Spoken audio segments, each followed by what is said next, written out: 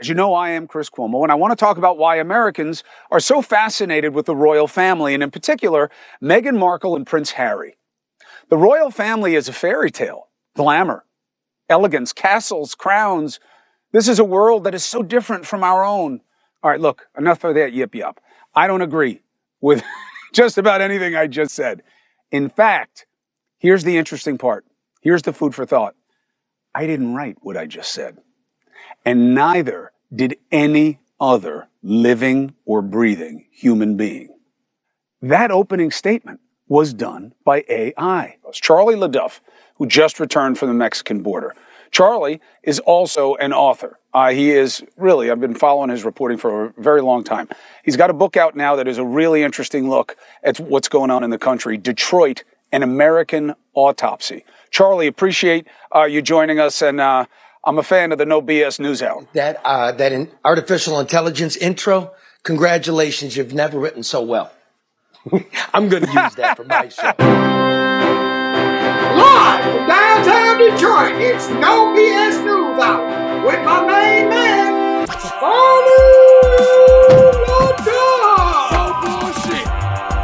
Yo, hey now. Welcome to the only news show where you're not treated like a dummy. You want to hang out? We got a new segment, and we've got Ben Arthur, father of a survivor of Oxford, to just fill us in for the holidays. Little good news. And Todd Bensman, senior fellow at the Nonpartisan Center for Immigration Studies. He's out with a new book, and he's been down on the border. Get ready, strap it on. But first, I got to tell you, none of this is possible without friends like the Yaskovitzes. It's Bernie, son Matt. They are the brains behind XG Service Group. That's business IT. Everything you see going on, what you're listening to. They manage services, internet, voice over IP, Wi-Fi, design, installation, security systems, cameras and access control. You know what I mean? You need to be looking. Can't be there 24 hours. Digital menu boards at your restaurants, drive-through systems, all of it. If you need your racetrack wired. A racetrack? You call, yeah, like, oh, man. Like Milan Raceway. Yeah. Mm-hmm. I need a racetrack to get it wired. You need a racetrack there, soldier. Yes, you what do. Does that mean? Look, I don't know. Don't surprise Just me. call XG. Don't surprise me with questions I can't answer. All you do is you call Matt Yaskovitz at 734-245-4100. One more time, Matt Yaskovitz at XG Service Group, 734-245-4100. Very, very recommended. And also, you know where we're broadcasting from. You know where Al Roker goes to eat. I heard Al Roker almost died. Yeah, he did. He almost died. Yeah, I think he was eating at Lafayette. Exactly. Karen. Somebody slipped him a Lafayette. Yeah. You don't eat a Lafayette. You ate an American, the original. The 105-plus-year-old family restaurant, the oldest in the city of Detroit. Roll the tape.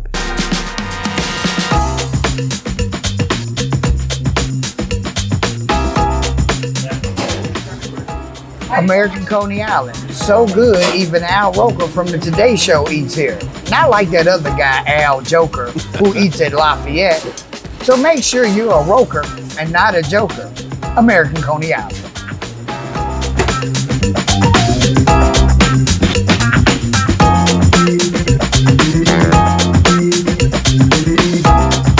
Funky! Yeah, funky! Mm-hmm. I'm feeling funky tonight. Al Joker almost died. Yep. Listen, though, if you want, like, the original Coney dog, the proprietary dog, a pound of a 105-year-old family recipe of chili, the onion, the Vidalia onion, the dogs, you want it in time for Christmas, last chance. Last chance. You must order by Saturday, 9 p.m. Go to AmericanConeyIsland.com. Last chance, a little bit of Detroit. Do it. Always makes it all right, Karen? Karen? Yeah, it does. And you know what? That's the easiest thing to do is to order online. What are you laughing at, Mark? What did I do? There was a delayed response. That's all I was laughing at. It's all good. Okay, sorry. That's not my fault. It's my fault you're not here. I still know that. Fix it in post. Fix it in post. Post office don't even. Oh, yes, it does. I'm actually writing that down. I'm actually going to tip my post person this year. You're supposed to, aren't I you? do every year, Charlie. I do. We're not all made of money. No, I give everybody, or almost everybody I know, a Christmas gift. I do. All they bring me is recycle shit. Bills and recycle shit. Why you get a tip for that? What you need to do is be ripping off that, that Amazon shit on my neighbor's doorstep and delivering it to me. Then you get a tip. You want to be porch pirating for you? Well, listen, Karen and I, we are tired of being dogged by you people. Well, not you people, but those people. It's always those people. Who are those people? So, why can't you do something positive? Where's all the good news? You're really wearing me out. So we have a new segment we are launching this holiday season called What's Good in the News? News. Oh, God damn. We'll fix that in post. We should have pre-taped that. That's what we got. We tried. All right, baby Jesus. That was this minute. Hi, Mom. Hi, Mom in Boston. We put him on. We're taking care of him. He's a good boy. All right, let's get right to the good news. Let's hit it. Good news around the world. And we start in the Gaza Strip. Look at that. Beautiful. Turn that on. Let me hear it. Oh, it's a party in the Gaza Strip. Look at the beaches. Blue, pristine, Mediterranean Sea. It's the first time in decades that people could swim in it because they were flushing raw sewage out there. They couldn't get any cement for the water treatment plant. Apparently, the Israelis think there's something to do with military, It looks nice. uses of cement, but now they got one, and now look, just a little more than half of the beaches you can swim in. Good news. Now let's hope soon we're going to have an end to the Palestinian-Israeli conflict. But in the meantime, we got a beach. Well, let's just keep it happy. Good news. We've got more good news from downtown Detroit. Well, there it is, the Phantom Skyscraper. Yes, it was 5 years ago this week that Dan Gilbert and Mike Duggan broke ground on the new Hudson Skyscraper project.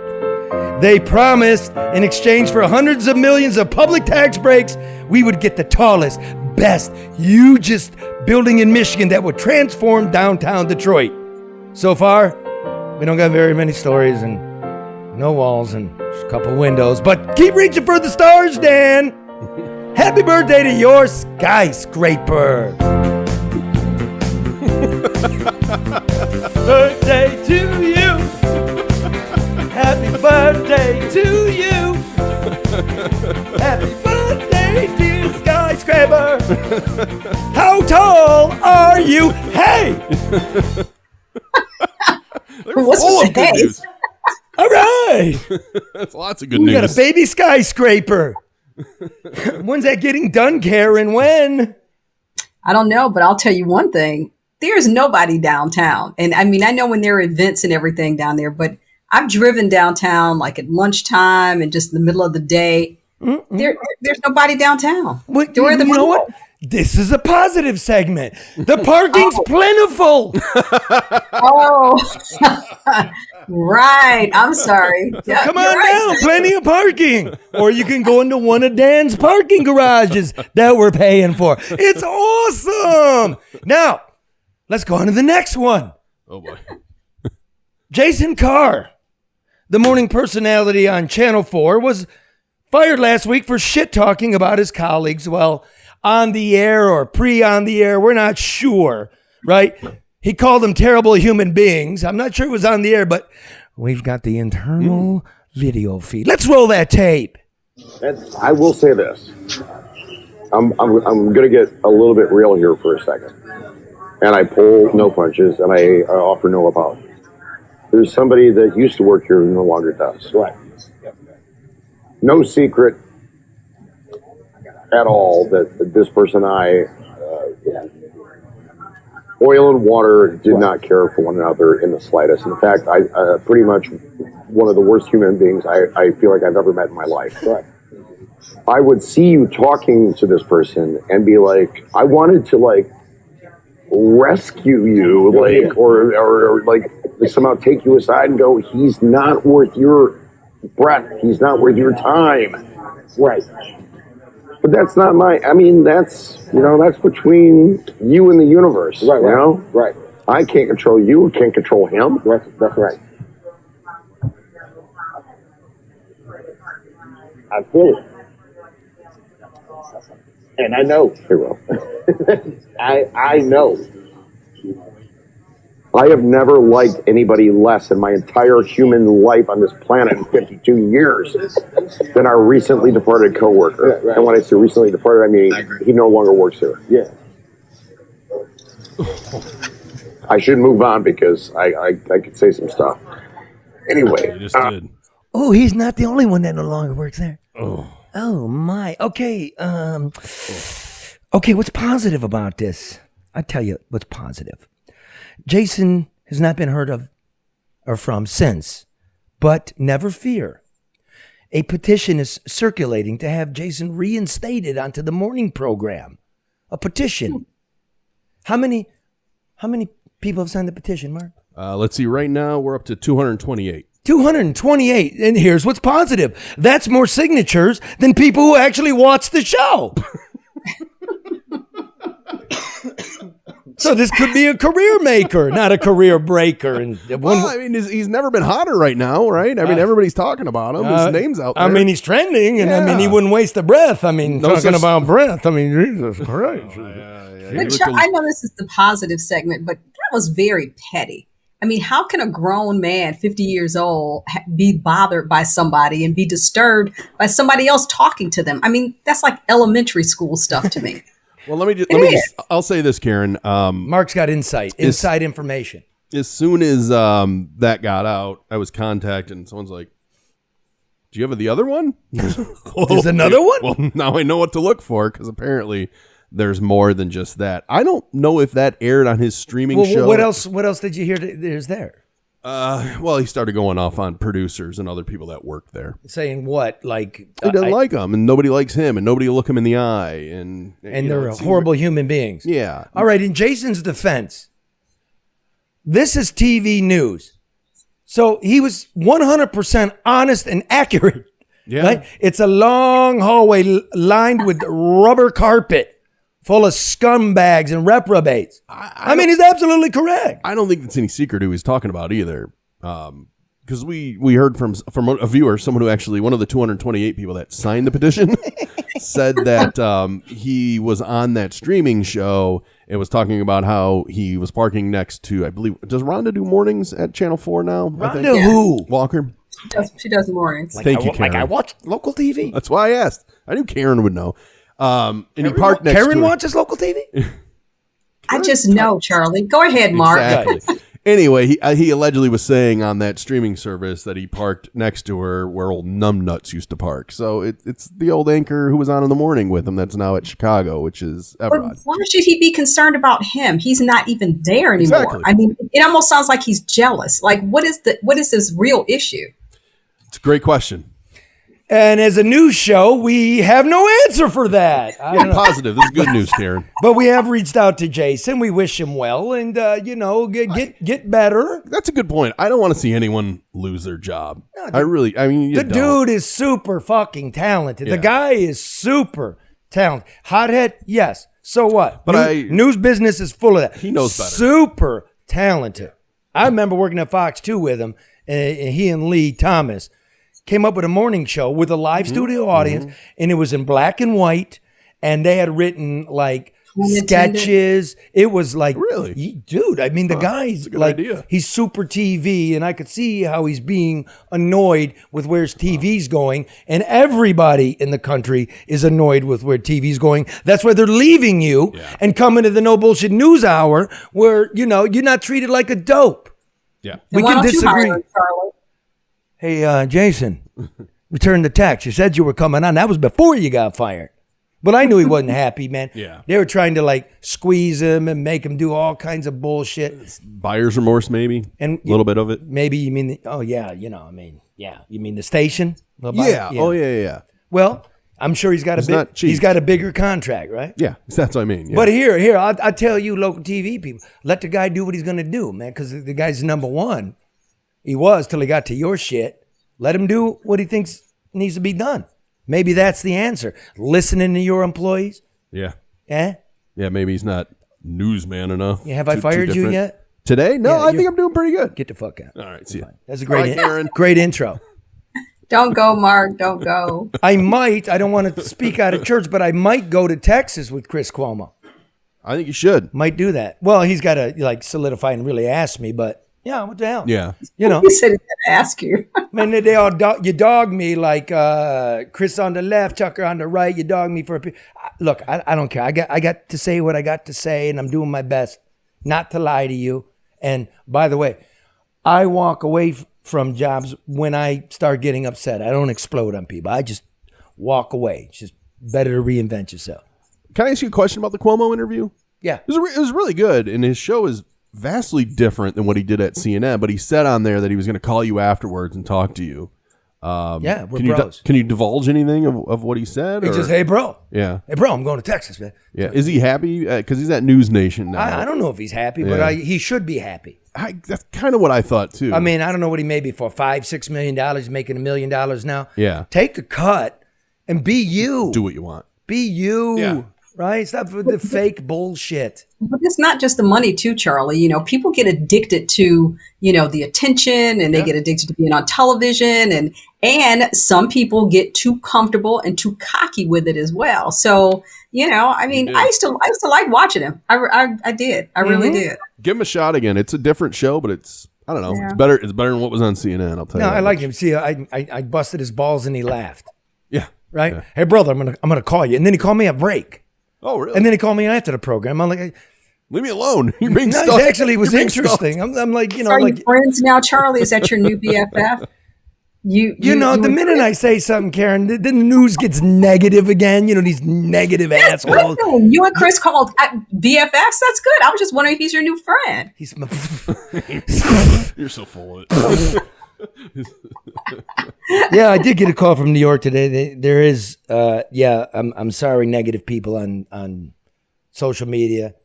No, I'm not washed up. I'm making my own calls. Yeah, New York wants me to come back. I'm not doing it. See, because Karen's not there. Because we don't got baby Jesus doing no. Like that's just so fun. Mark. You try getting somebody from the New York Times to put on a one piece. A one? Oh, that's right. Yeah. And the heels, and the nice legs, and the beautiful hair. Grape smuggling. I was down in Texas, right, just looking for something, and you in the one piece with the heels popped up, and I was like, OMG. It made me miss home, man. Did Elvis see that and ask you, what is that about?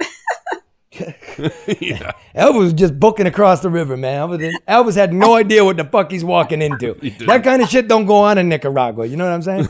Well, maybe it does, and that's what he was running from. That's what I was ain't gonna run back. All we gotta do is put baby Jesus on the border in the one piece, and everybody go right back home. The other way. Right back home. Then they'll apply here and go like, I would like to go. Where would you like to go? Anywhere where he's not. Oh man. What's your mom's name again? Kim. Hi, Kim. What's your Like, dad's is this name what I again? said you Rick. go for? Hey, Rick, doesn't he look like a dream in a woman's bikini? One piece. One kini. Mankini. Mankini. All right, listen, we're going to bring you some more good news. This is about the survivors of the Oxford school shooting here in Michigan. And also, after that, we're going to bring you some not so good news about the disorder and the human calamity on the southern border and the tens of thousands of migrants who are making their way to a better life, so they think. But first, let me bring you a word from our sponsor. Luke Nowacki, hit it, baby. That's it. What'd the market do today? Oh, it took a shit. Why? You know what? I cannot figure it out for the life of me. That's something that's in Luke's world, man. I thought inflation's still super high. And the reason inflation's super high is because prices are super high. And it came down because gas prices are lower. Nobody controls the gasoline market. Yeah. It's still too high. So maybe when Wall Street first got the news and it's less than we thought. Mm-hmm. But they knew that was coming. The market rockets. Okay, well, it came. There was a bad consumer report, a consumer product, what they buy. November was a lot less than what they expected. Exactly. Corporate and profits. Europe raised rates higher than they expected. They raise to. rates. It's up and down. I mean, how are you supposed to keep track? Look, It's there's a impossible. guy whose job, he talks to people, he reads, he looks at the charts going blip, blip, blip. He's got a lot of money he's managing. Pension funds, personal accounts, you name it, businesses. That's Luke Nowacki, my friend at Pinnacle Wealth, 248-663-4748. Rational financial advice based on facts with a long view of the economy. That's Luke Nowacki, 248-663-4748. And you want to know how you save a couple of nickels? How? Maybe a couple of dollars? How? Maybe a couple C notes? I'd love to maybe save a it. couple fins? Maybe a couple skinskis? I just made that one up. Skinskis. Nobody challenged it. I like it. That was bullshit news. No, it isn't. I just coined some skinskis. That's thousands. Trademark it. Legacy Partners Insurance. By the way, when was the last day to sign up for Medicare The Medicaid? insurance? Yeah, I have right? no I idea. believe, is today the 15th? Today is the 5th. Oh, yeah. Boom. Oh, I hope you did it. Oof. But never fear, I think you're right. that comes next year too. What you can do now is have them shop for the best insurance for your home, your car, your boat, your RV, your motorcycle, whatever it is, your business, right, Bernie? Yes. What do you think about Legacy Partners, Bernie? They're amazing. Yeah, would they save you? Don't say specifically. Lots, 5 figures? Yes. 5 figures, like not like one, not more than 10,000? More than 10,000. More than 10,000. And now you're going to personally go through Legacy. Absolutely. So when I told you that, you gave him a call. Yep. You tried him. Did you get the personal service? Yes. It's amazing, right? It's perfect. Okay, it was perfect. He's not. It's true, right? Mark's laughing. I'm laughing at his voice. He sounds like Hulk Hogan, brother. Yeah, motherfucker, he's gargling on gravy. Yeah, brother. I could be Bad Santa. He's going to come in and be Bad Santa next week. I'm like, only if you can fall downstairs. I could do that, brother. And he's going to get life insurance before he does it from Legacy Partners. You know, he's going to do that. He's going to call 586-209-4106. If you want to do stunts, if you're running a business. Oh, wait, Mark's giving him the microphone. Are you insured? I am insured. That's okay. We are too, brother. Legacy Partners. I found him at 586-209-4106. Really personal service. And if you call them tomorrow and you don't hear back, you let me know. They'll get back to you. Damn. Yeah. Damn, we're good at this. Yeah. All right. Reading? I didn't even read any of that, Karen. Didn't read any of that. Okay. I am going to start reading this one. It's Hall Financial's holiday season debt consolidation special. Do we have any jingle bells? I can get some. Okay. Fix this. I'm not doing another word till I get jingle bells. Jingle bells, Batman smells, Robin laid an egg. Batmobile lost its wheels and Joker got away.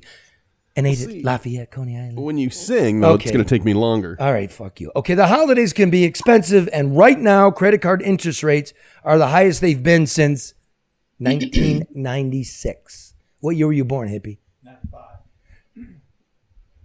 Hippie Jesus has never witnessed credit card debt this high ever. There's his balls right there. Right there. Those are too big. That's because they're rubbing together in that one kini. Oh, my God.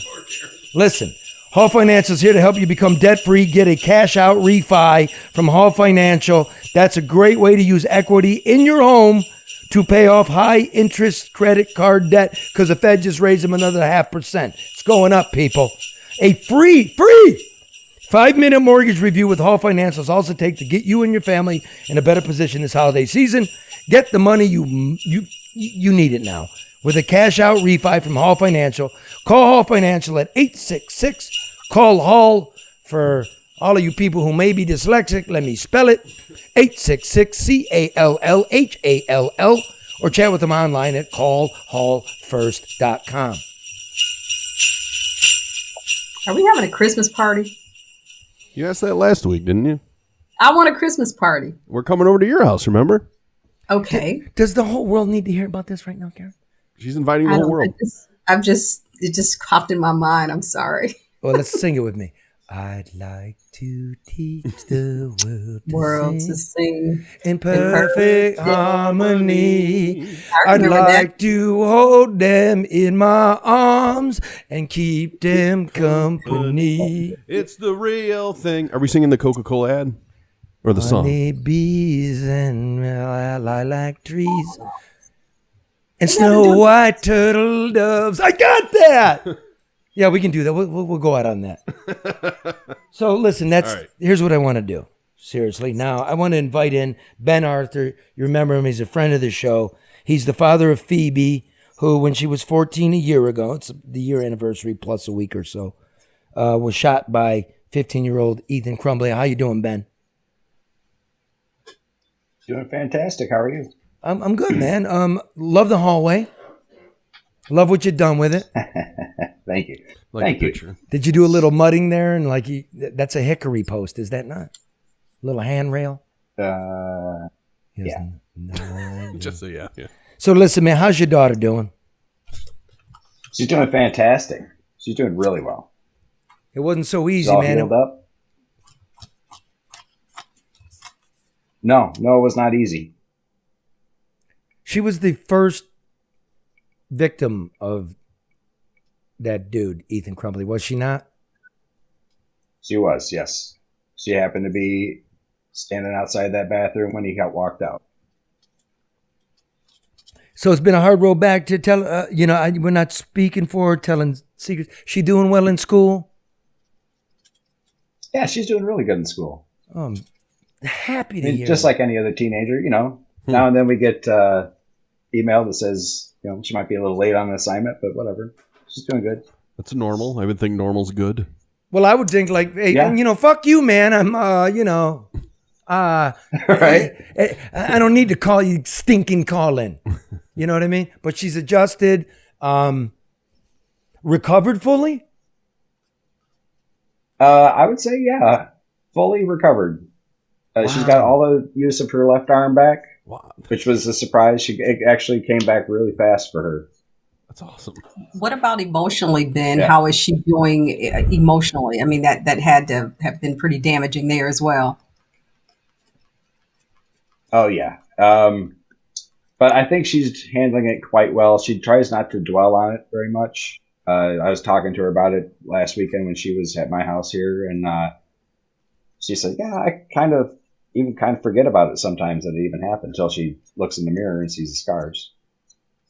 Did she get any mental health support or resources? And I ask that only because we continue to hear the conversation about its importance, especially for young people.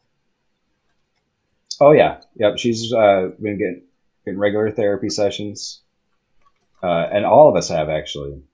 Okay, that's good. I didn't even think about you, man. Come to think of it, I didn't even really think about that. Well, and to that point, yeah, it's been really tough for us.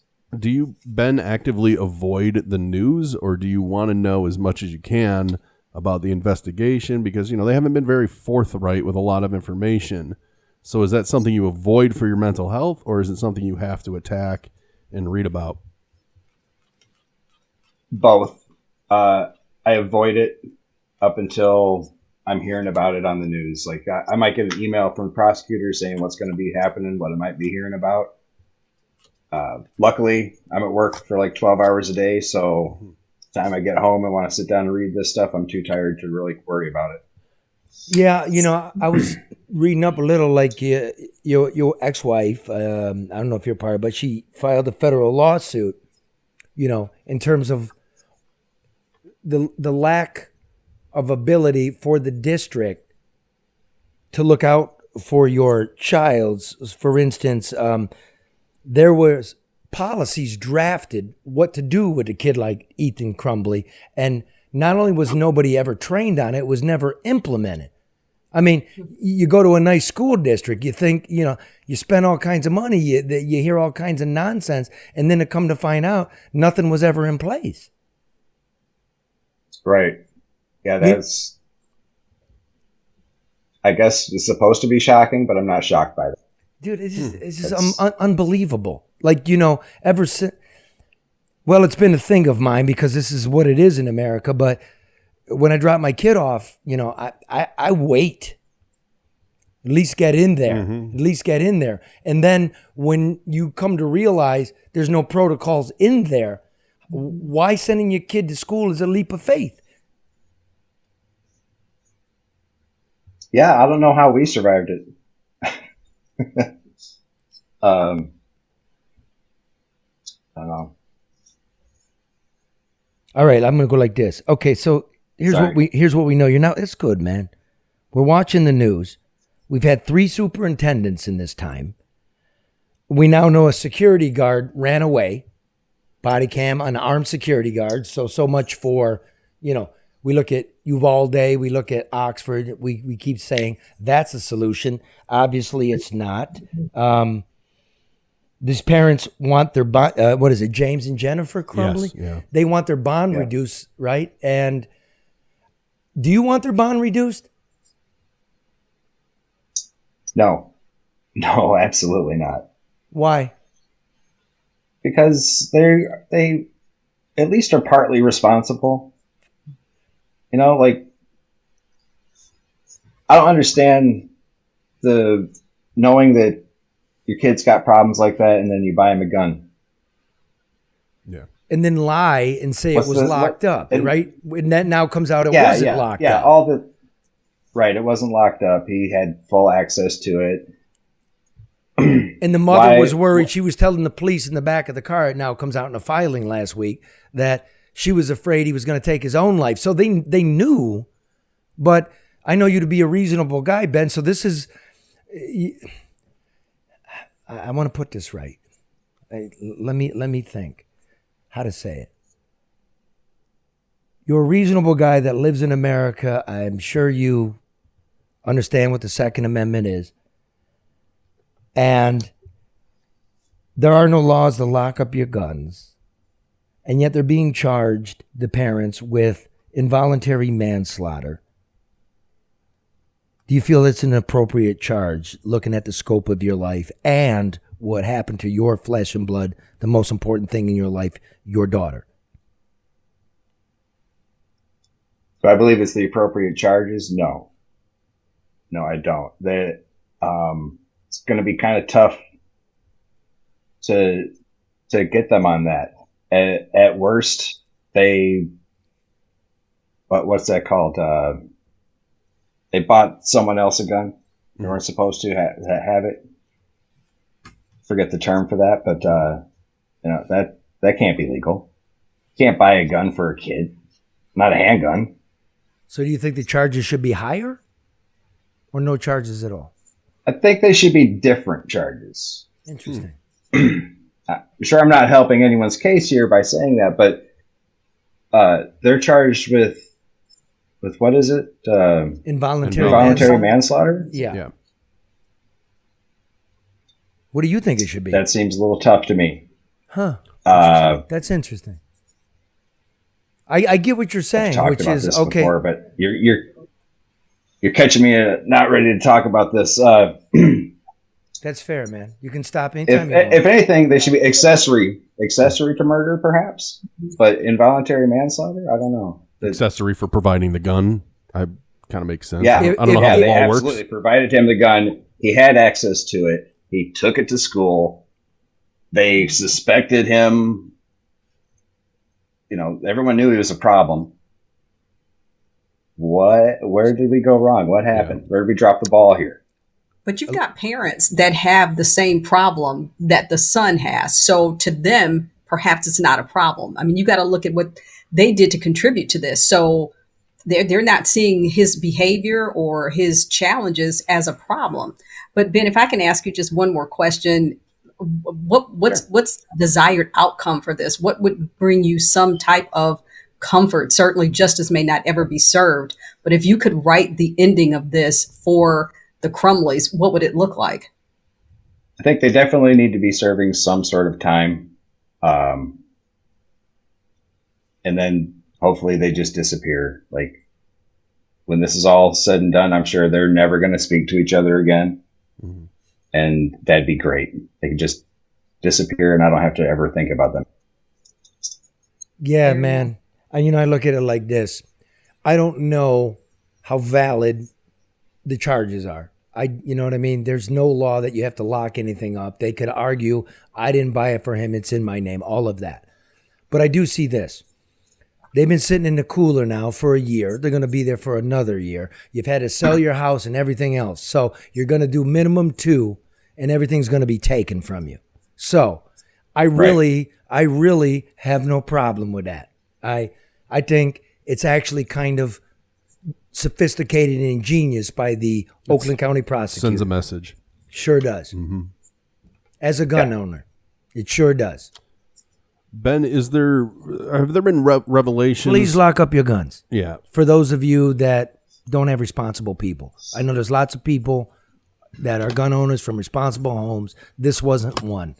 If you think you're one of those houses, please lock up the firearm. Yep.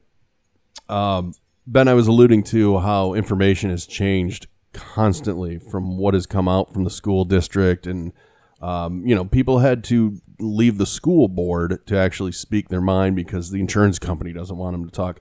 Is there something that has changed from what you thought it was one way, the weeks after that has changed now that has just really confused you, or is there something that's just so frustrating that they won't answer? Like, is there an answer you really want?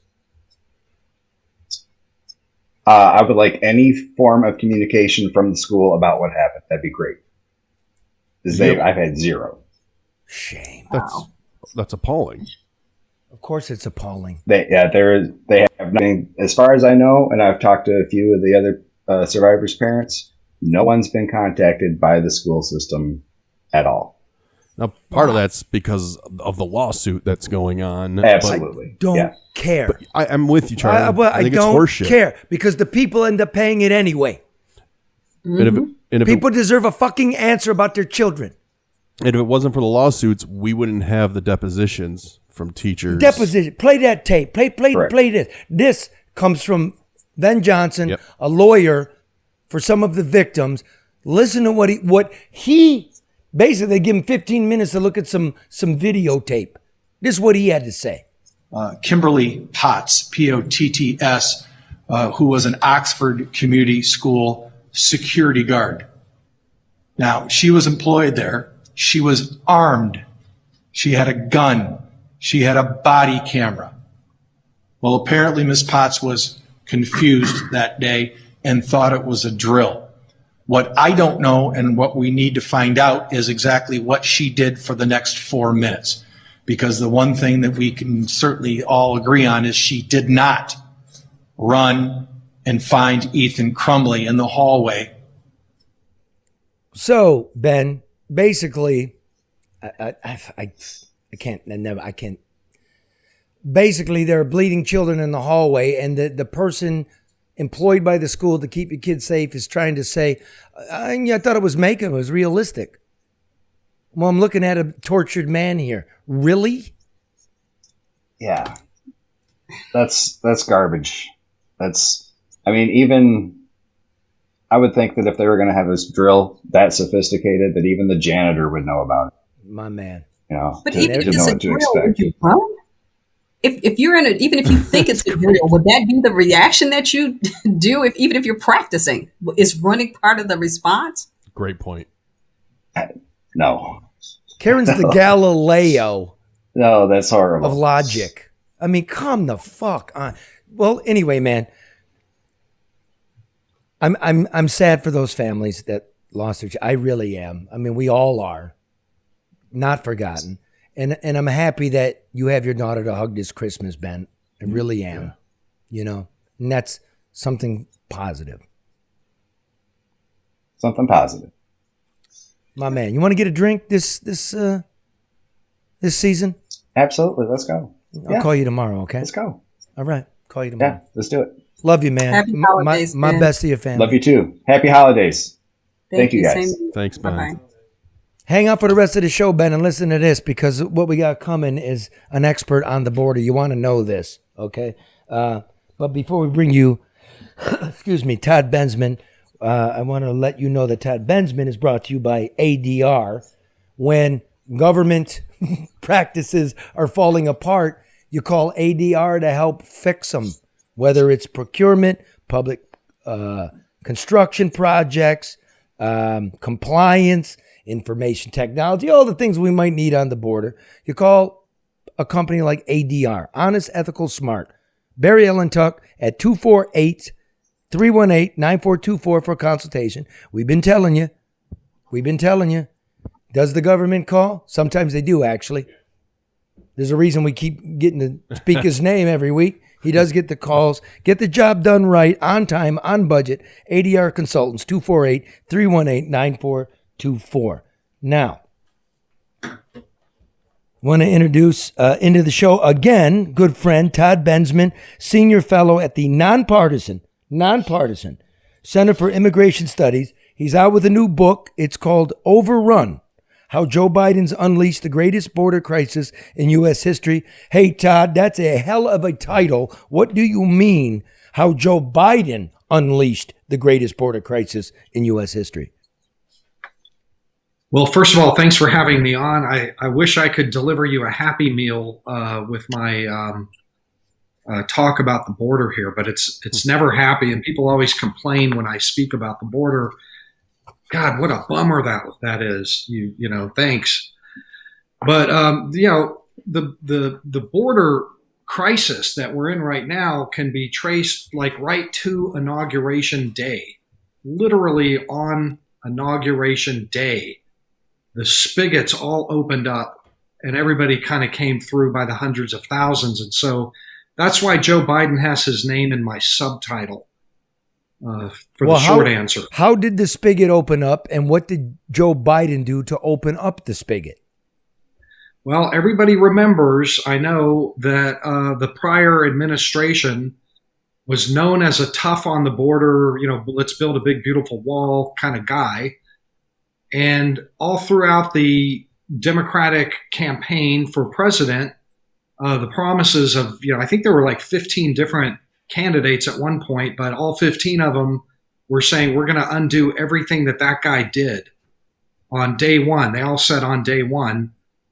And that's what happened. They just followed through on the campaign promises. We're going to undo everything on day one. And they did.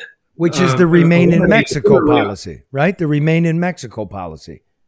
Well, there was the Remain in Mexico policy ended on the first day.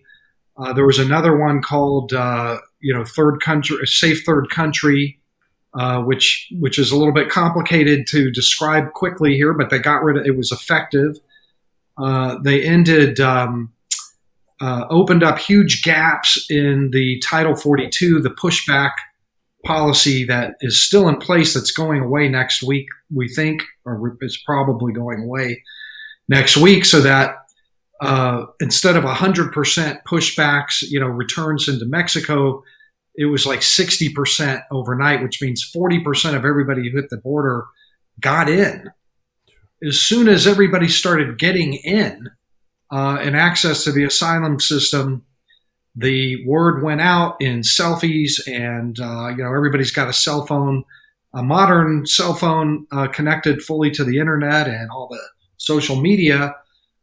Saw everybody was pouring in through these gaps, and they came for it, and it never ended. It's gone on from literally from Inauguration Day to today, and so escalating. Yeah. Sorry. Title 42 is basically a COVID era health policy, meaning if you want asylum, you got to go back and you got to wait in Mexico because we have a pandemic. Federal judge said that no longer applies. There is no pandemic, even though we got the same amount of people dying. There's no pandemic. And in my estimation, Todd, now you spend way more time on the border than I do. Everybody hears that as amnesty. Everybody hears it's open. Whether that's true or not, I'm not going to blame Biden for that. That's what migrants, like you said, all through the world are hearing. You're going to get in. And what are you seeing now? What kind of wave do you anticipate us seeing? Okay, well, first of all, let's take me out of the picture for a second. Okay, cut him off. Get rid of him. You're out. Okay, you're off. Back to me. Oh, sorry. I'm kidding. Keep talking about the book. Anyway, But go ahead. I apologize. Right. Well, so, Title 42, what people need to remember is that Title 42 blocked access to the asylum system. Why is that so important? Because the asylum system allows everybody who shows up at the border and says, I want asylum, to get right past Border Patrol and into the interior forever. Because at that point, then they just, whether they actually apply for asylum, abandon their claim, or lose, and most of them lose, they just disappear and join the illegal immigrant population, which is like 12 million now, 13, 14 million now. And the odds of ICE ever coming to catch you, particularly, is, you've got a very high odds of never being found and getting to work for years and years and years inside the country. That's the beauty of asylum. I asked you this question. How many people do you think, we just saw pictures from El Paso, right? Yes, 75. I'm getting to that. Oh, no, you're getting to that. Well, get to it now. All right. And so the intelligence community estimates that when Title 42 finally goes away, we'll have somewhere between 12,000 a day and 18,000 a day crossing. So to give you a perspective, that's $500,000 a month. 540,000 a month on the top end and 320 on the bottom end, I think, if I remember my math right, per month, which means 4.2 million a year or 6.4 million a year. If those numbers hold, if they have those numbers, some people are saying it would be more than that. I don't know. We'll see. But the perspective on that is, just a couple of years ago, Obama's Secretary of DHS came out and said, man, when I woke up in the morning and there were more than 1,000 crossing a day, that was a nightmare for me. That was an unbearable crisis, 1,000 a day. Well, we're at 7,000 and 9,000 a day now. We've been here for 2 years almost. So that gives you a perspective on what 12,000 a day on the bottom end looks like, and 18,000 a day. I mean, we're looking at doubling where we are now, and where we are now is utterly historic. By every nonpartisan measure, completely historic. And we know this. We know that's when you and I first hooked up, is how many people on the terror watch list have been encountered this year alone? Yeah. So in fiscal 22, 98 people who are on the watch list, the FBI's watch list, have been apprehended. In October, there was another 9. And so we'll probably, and last year there were 14. So we're at about 125 for the Biden administration's first 2 years. In a typical year, I used to work Intel here in Texas about that. We might see 3 or 4 on the watch list crossover, and the Mexicans would catch another 5 or 6 on their side. So 98 in a fiscal year is like huge in this world, in the world of counterterrorism. And what do we do with those people on the watch list when they get them? We give them a bus ticket to Dearborn. So are they treated all the same way? Well, we know one of them did actually get a bus ticket to Dearborn. Thanks to Charlie, we know about that. I wonder if he got my plant. He loved it, yeah. I still think you need to go back out there and knock his door, but let me write that down. And we have some other cases like that where we just lost track of. There's so much pandemonium down there. But what do we do with them? Well, those are the ones we caught. There have been about 1.5 million people cross through that we didn't catch. They're called gotaways. So if you have 120 on the watch list, you have to be able to bet a paycheck that some got through and are running around out here somewhere. The ones we caught, thank God we caught them. We're going to interrogate the heck out of them, ring them for every bit of intelligence that we can, make sure that they weren't going to do something, that they weren't with some other people that were going to do something. So there's going to be a lot of interrogation stuff happening inside the detention facility, and then we're going to deport them back to wherever we can deport them. So that's what typically happens. But in the case that Charlie wrote about, broke that story, and then I wrote on his coattails a whole bunch. I think I'm still writing on his coattails on that one. You and everybody else in the media. That cases like that, what it tells us is that the system's breaking down.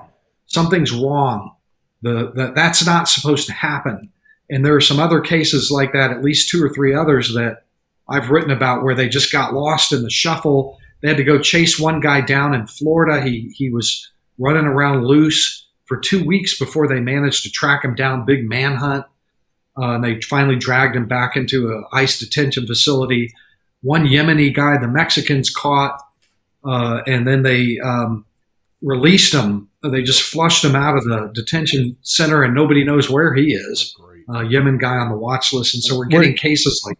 We're talking with Todd Bensman, a senior fellow at the Center for Immigration Studies, out with a new book, Over on How Joe Biden's Unleashed the Greatest Border Crisis in U.S. History. Todd, this might be outside your wheelhouse, but do we not have room in the United States for hungry people willing to work? Well, somebody's got to set the limit. What's the limit? There's 750 million people in the world living in extreme poverty. So, we're a country of 330. It's like the lifeboats, moving around the Titanic sinking. At some point, if you take too many on, everybody goes over. So, that's why we have laws and limits and caps and rules and enforcement to make sure that we get to decide who gets to come in and how many. But we, as a nation, take in 1 million people every single year legally. We're the most generous nation on earth in terms of legal immigration. So it's a question. It's a policy question. It's a fair policy question. It's a culture question. Because if you just look at Europe, that absorbed more or less, just to round off, just slightly over 1 million Syrian refugees, real ones, war-torn refugees, houses bombed, starving. Europe, population 450 million, took in 1 million Syrian refugees. And it flipped politics on its head in Europe. It's flipped it to the right. So my liberal friends, it's not me. I'm telling you about human nature. I've spent my life studying human nature. Doesn't mean what humans do is what I think they should do. But when you have 1 million people in a place of 450 million and everything goes right wing, it's a lot too quick for people. So now when you're talking in the last 2 years, we've had 5, 6, maybe it's going to be 12, 10, 15 million people. What do you think's going to happen here? Detroit, what do you think's going to happen here? You want $15 to work at a gas station, and a guy that's hungry, and I don't blame a guy that's hungry, he'll do it for 10. Yeah. And the argument is we don't have people to fill the jobs. Well, that means wages must go up. But if you bring in hungry people, wages will go down. So when Todd's saying we must decide in an orderly fashion, just like the Federal Reserve in an orderly fashion is trying to get a hold of inflation, and you have this and a disinterested government, this doesn't bode well for anybody. You agree with that, Todd? Absolutely. I mean, the cultural part is less of a concern to me. I think we are an incredibly diverse, multicultural society. We do pretty well with that. Yes, we do. Unlike Europe. By the way, the Europeans, just if I can add one little extra thing, it's not just the cultural clash there, but after all those refugees came through and Afghans and everybody else, they started experiencing terror attacks everywhere. People just, bloodshed in the streets and the markets, and Christmas tree, people getting run down by trucks, and just crazy from one end of the continent to the other. And I think it was really more of a reaction to running gun battles in the streets of Paris all the time, and all throughout Germany, Munich, But everywhere. let me pause you there, though. That's true, but you get that in any free country. So I mean, some crazy. Yeah, I remember. But they were the refugees that came through. That Yeah, but doing that. like then we got some asshole 15-year-old kid here in Michigan doing the same shit. The world's just kind of nuts. So I don't want to state like we know, everybody knows immigrants, and 99% of them we love. We just have to have some kind of order who the hell's coming in here. Because I know what's going on in Canada. Let me localize this. My Canadian brothers and sisters, I know you hit me on the social media. Justin Trudeau is playing you a game. He wants to let in 500,000 refugees that he gets to handpick. Because Canada only borders one country, to be this one. He handpicks them. And even the unions there don't want him handpicking. But when Central Americans, third world people coming to the United States try to get to Canada through that safe third country agreement, meaning wherever you landed, that's where you claim asylum. So if you landed in America, that's where you claim asylum. He's negotiating right now, look it up, CBC, Washington Post, Justin Trudeau is asking Biden, and they are negotiating it, that you take all refugees back, not just at the port of entry, but the entire border. That's the two-faced Justin Trudeau. And yet at the same time, we're not in negotiations with the Mexicans or the Guatemalans to do the same thing. In fact, in Canada, in the Supreme Court, they just heard arguments that the United States is no longer safe for refugees to be returned. That's the argument. This is the nonsense we're living in. Go ahead, rip that off. That's incredible. That's an incredible argument that they're making, isn't it? Though, and if it's true, brother, if it's true, then where is the media? Like I remember, and I'm no fan of Trump. Everybody knows that, but Trump's putting kids in cages. If the Canadian Supreme Court is hearing that our detention facilities are dangerous, I would fully expect the media to look into that. But you don't hear boo. Canadian people call me up and tell me I'm nuts. But it's true. Right, Todd? Is it true, Todd? Is what true that our detention the fact centers that the Canadians are arguing over the fact that the safe third country agreement should be rescinded and that it's unsafe for refugees in the United States. Is that not the argument? That sounds like a good story to me. You can have it. But listen, I mean, I was telling you the other day on the phone that, I thought that we're starting to see people like Cuomo want to go down to the border. When was the last time Cuomo went down to the border? Nobody was going down to the border. MSNBC is finally down there now for the first time in 2 years. And that's the greatest damn story. I was a journalist for 23 years.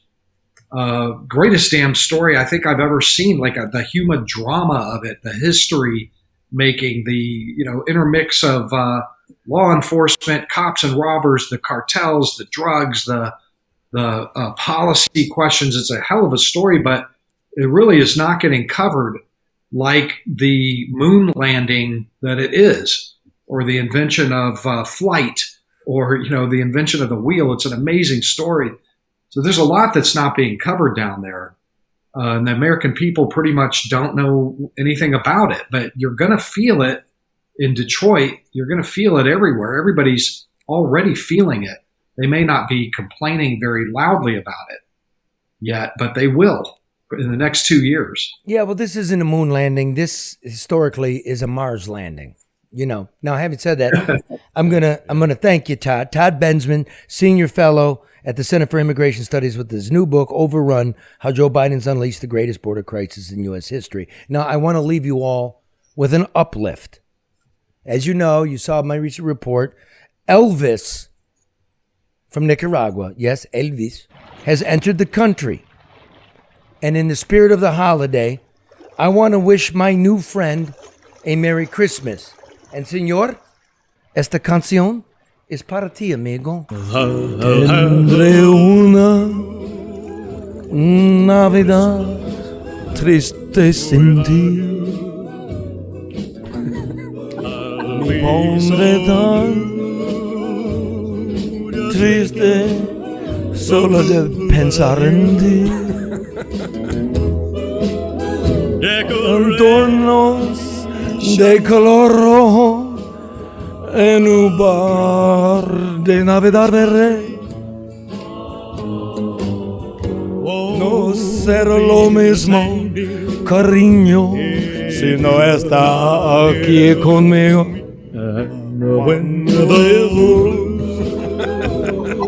Tristes copos de nieve empiezan a caer. Es cuando comenzarán a llamar esos recuerdos tristes. Estarás bien con tu blanca Navidad, pero yo tendré una triste, triste, triste Navidad.